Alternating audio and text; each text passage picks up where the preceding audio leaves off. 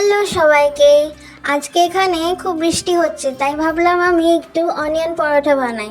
তো আমি একটু লঙ্কা কুচি আর পেঁয়াজ কুচি আমি কেটে রেখেছিলাম, আর আটা ময়দা আমি একসাথে মেখে রেখেছিলাম।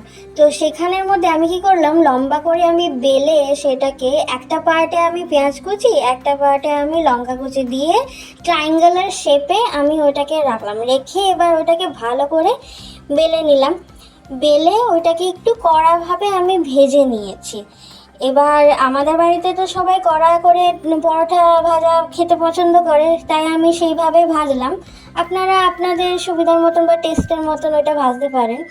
ব্যাপক লাগে খেতে, ট্রাই করে দেখবেন। খুব ইজিলি বানানো যায় আর খেতেও খুব ভালো।